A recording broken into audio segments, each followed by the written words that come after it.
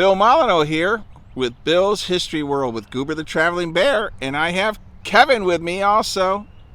And we are in Kinston, North Carolina, and we are at the First Battle of Kinston, December 1862. And we are going to check out this one section of the battlefield and drive around and learn all we can about the First Battle of Kinston. There are two. There's another one in 1865. Well, the Battle of Kinston, the Federals turned the Confederate flank.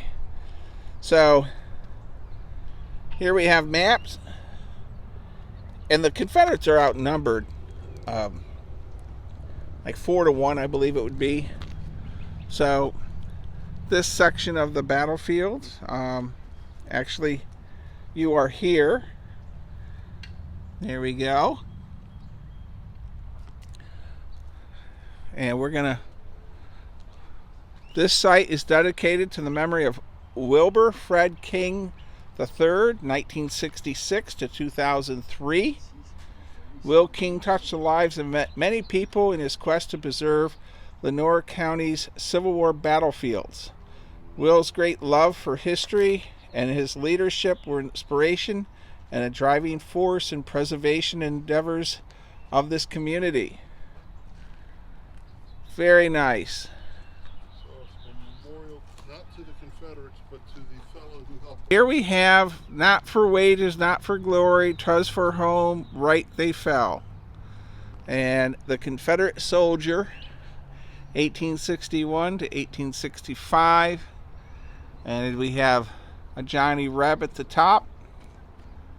And let's see what's on the, anything on the sides or back of the monument.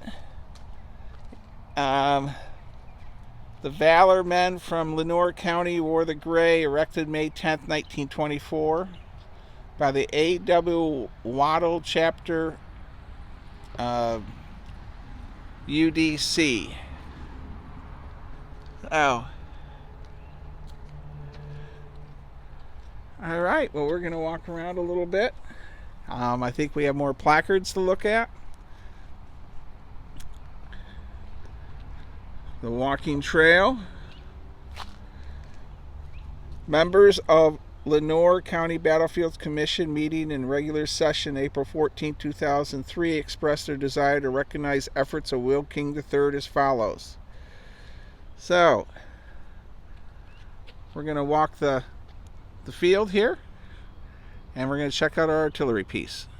Here we have another 6-pounder, and similar to, this is a 6-pounder model 1841 field cannon. Very nice. And so as we travel throughout Kinston, we've run into several cannons. Now here we have different markers for different states that were here. New Jersey regiments, the 9th New Jersey, and New York. All right, New York had the 22nd, 23rd, 24th, 85th, 92nd, 96th. 3rd Cavalry and 3rd Light Artillery batteries were here. Now, what this site has is a listing of all the different states and what regiments were at the First Battle of Kinston. We have Massachusetts, and I'm not going to read off all these regiments. So there's another state. Connecticut, they were present. The 10th Connecticut. Rhode Island, a Rhode Island regiment was here. The 1st and 5th. And Pennsylvania, 85th, 101st, and 103rd. Okay. Well, we're going to walk back to the car And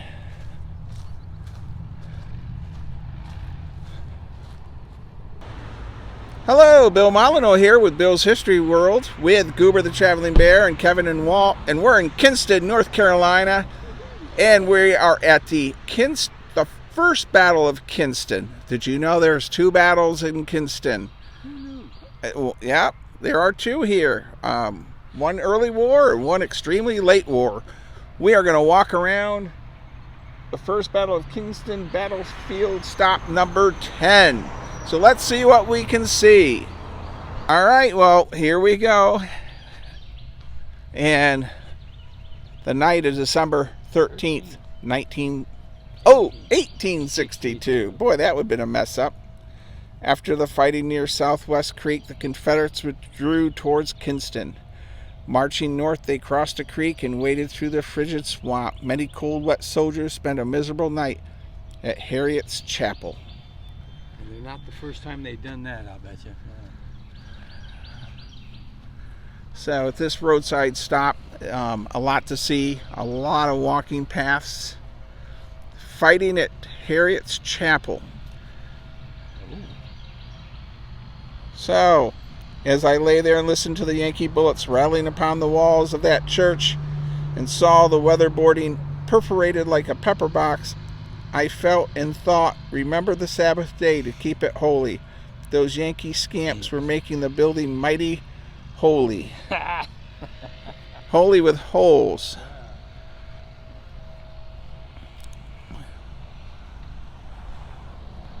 So, one of the first Battle of Kinston, the site of the Harriet's Chapel. Harriet's Chapel saw some of the most intense fighting in the Battle of Kinston.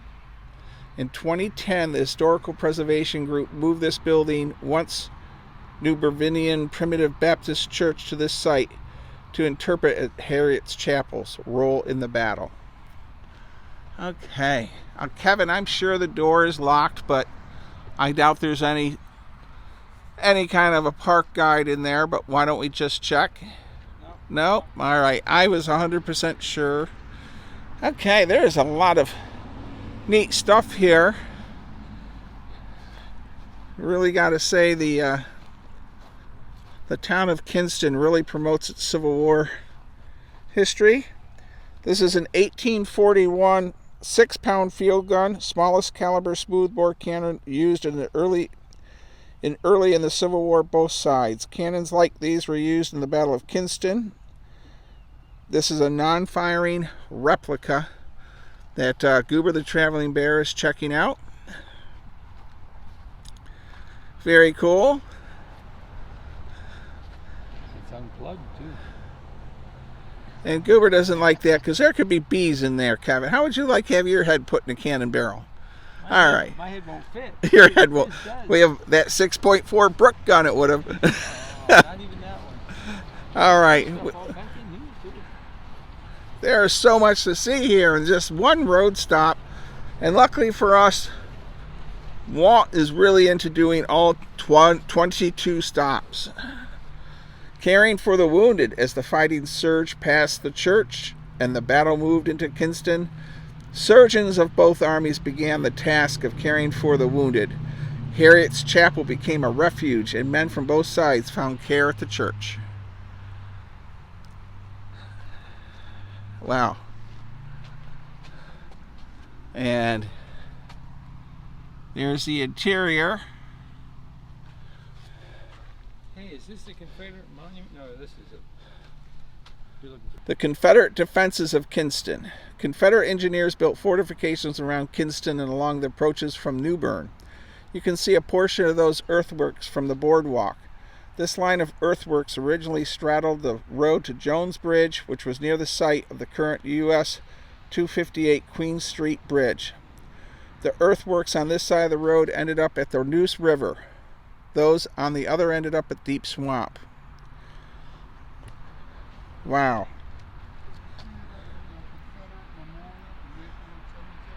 Yes. All right. December 13th, 14th, wasn't that Kinston Battlefield Park, Harriet's Chapel and Stars Battery Site.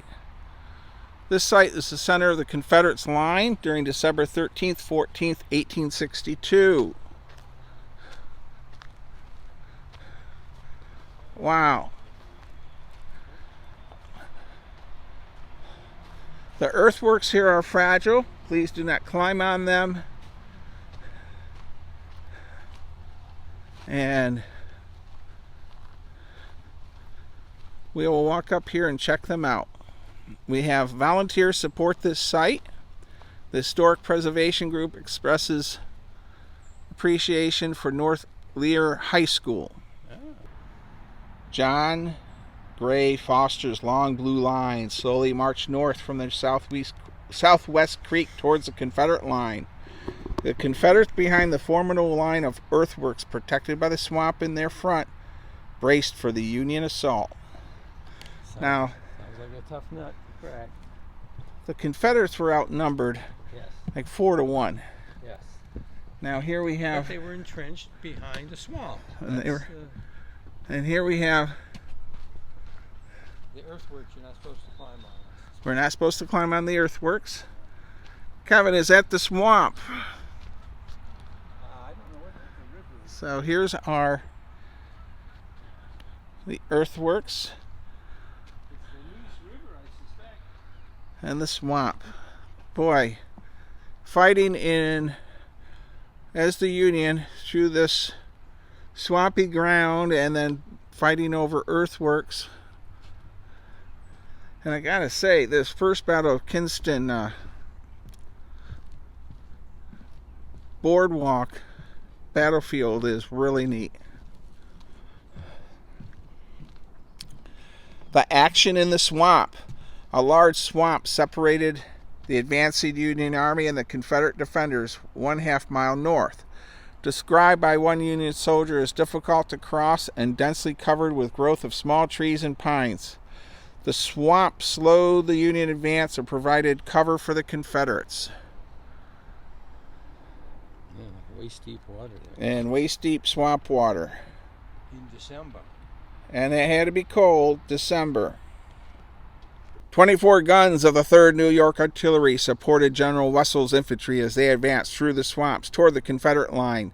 The overwhelming fire power of Union infantry and artillery eventually forced the Confederates to abandon the line and fall back to Jones Bridge. Okay. And we have the guidon with the 3rd Light Artillery right there. And we have an overlook we're coming up to. Stars Battery. In front of you is the position held by Captain Joseph B. Stars Battery. Stars Battery defended this position against the Union advance on December 14th. Finally, his ammunition exhausted, Starr withdrew across the Neuse River. Captain Starr had lost 1 gun at Southwest Creek the day before, but his remaining 5 smoothbore cannon fought tenaciously that cold December Sunday. The Confederates deployed artillery at key positions along the line to aid the thinly stretched infantry. A South Carolina soldier witnessed its effectiveness. The enemy first attacked our right and were repulsed several times by our artillery and infantry. Our infantry did good execution, sending the Vandals back at every onset. Starr and the rest of the Confederate line held for hours against the much larger Union force. A soldier of the 17th Massachusetts wrote of the Confederate artillery fire as it pounded them. The fire of the rebels upon our attacking columns was rapid and well directed, and it did great havoc among them. Captain Starr held until his ammunition was exhausted. With no ammunition and Union infantry pressing them, Starr had little choice but to pull back across the Neuse River. Starr abandoned 1 gun, all of its horses killed by Union fire. Amazing. Thank you, Kevin. Quite well. If you like. Hold on. Let me get the microphone over to you. All right, Kevin, can you talk to me about the first Battle of Kinston? Certainly. As Foster approached Kinston on December 13th, he encountered Confederate defensive forces under General Nathan G. Evans, better known as Shanks Evans, 6 miles southwest of here at Woodington on the Wilmington Road, present-day US 258. After a fierce fight, Evans strategically withdrew to earthworks here and prepared for Foster's second attack, which came about 9 a.m. on December 14th. Evans entrenched about 2,000 North Carolinians and South Carolinians here in a semicircle extending about a mile from the river on my right to a swamp across Wilmington Road on the left. About 800 feet of the earthworks survive nearby. You are standing, or I am standing, near the site of Harriet's Chapel in the center of the Confederate line, where a section of Starr's Battery and Colonel James D. Radcliffe's 61st North Carolina Infantry stood. Because Harriet's Chapel was a prominent feature on the landscape, it became the principal point of attack for Foster's troops as they advanced across the ground behind me. Supported by heavy artillery fire, the Federals broke through the Confederate left flank. Evans ordered a retreat to Kinston across the Jones Bridge, which stood just downstream from the modern one, and fired the span. After a brief stand on the north side of Kinston, Evans withdrew his troops. Foster and his men spent the night of December 14th in Kinston and left for Goldsboro the next morning, destroying the remains of the bridge. Thank you, Kevin. In the Kinston, North Carolina Visitor Center, they have some American Revolutionary War and American Civil War items on display, which is very neat. Civil War musket, a Union canteen.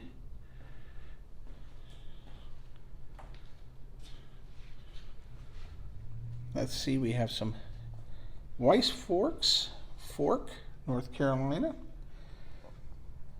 6 sons served and 6 survived. This is Dennis Harper's book about his ancestors. Okay. 6 brothers, all served, all survived. And we have some. Though 4 of the 6 were wounded. Wow. Yeah, 1 in the head. We have some artillery projectiles. And this canteen, I'm wondering if this canteen may be Spanish-American War. And the definitive book. And we have there he is, and we had our tour today with the Battle of Weiss Fork. And here we have a British Grenadier uniform and a saddle. And what's in this display case, Kevin? Henry Sutton's vest, picture of him wearing it. Okay. And he appears to have been hit in the face or something. Henry Sutton was born in 1837. And Kevin, can you continue? Sure. His father was Benjamin Sutton, and his mother was Mary Hines Sutton. He married Nancy Cotton. Henry resided in Lenoir County and enlisted at Fort Lane at age 23 on September 3rd, 1861. He served in Company C, 27th Regiment Infantry. Company muster rolls and regimental records indicate that he was killed in battle during the Battle of Sharpsburg, also known as Antietam Creek, on September 17th, 1861. His family preserved letters Henry, Nancy, and other family members wrote during the Civil War. So he survived just a year after enlisting. All right. Well, I hope you enjoyed the first Battle of Kinston video. Just sort of put it together the best we could. And we learned a lot. And the town of Kinston has a lot of Civil War history in Kinston, North Carolina. Well worth spending a couple days here. You have the first Battle of Kinston, and then the Battle of Weiss Fork. Some call it the second Battle of Kinston. The CSS Education Museum, and the CSS News 2, and a lot of antique stores. Stay safe, be kind, be courteous, and thank you for watching.